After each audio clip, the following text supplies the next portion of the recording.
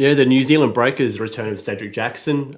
They've picked up some good players this year. They've got a couple returning locals and picked up a new import as well. Do you think that they're back to where they were a couple of years ago, where they went 3 times in a row, or do you think that the team's changed a little bit too much? The loss of players like Dylan Boucher, CJ Bruton, it will keep them out of the top 4. I think they're right back to where they were. They're now. I mean, that was sort of last season was a bit of a wash for them at certain times. They didn't look that good throughout the season, but there were patches of last year where they just looked like they were unstoppable, and they weren't able to pull it together for a full season and get there. And bring in guys like Eknia Bekwi, say it 3 times fast. Bring in guys like him. Ced Jackson coming back's huge.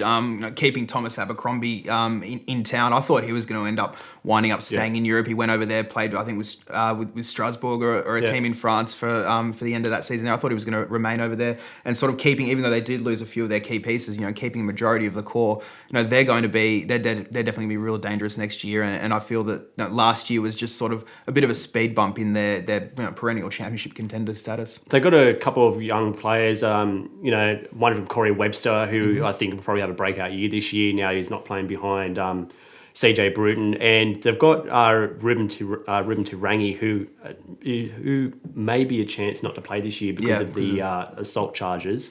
I haven't heard anything further. I don't know if it's gone to court or whatnot yet, but I know that as of a few weeks ago, a few of the players didn't know if he was actually going to play or not. But let's say that he does play. Do you think that these 2 guys are going to, have a good impact, off the bench this year? Yeah, and especially with Corey Webster. I mean, we've seen what he could do last year. He's now going to the World Cup with the team, going to get a little bit more experience over there. And we often see players, whether it be for Australia, New Zealand, or even for the US and a few other teams going back to the NBA. You see them off a World Cup and off being at that level, they come back and they end up, stepping up to another level. And I feel that we could see that with Corey Webster this year. And he's definitely a pivotal piece for that team moving forward. And I mean, Ruben Turangi showed us flashes last year of what he could be. And he played well for the break. He played well for the New Zealand national team last year as well.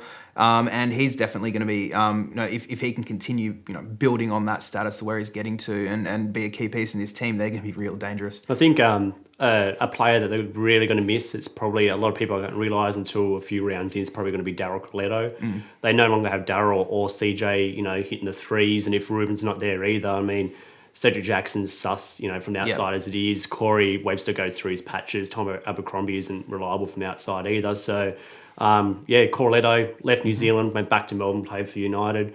Do you think they've got anyone there that could possibly fill in that spot?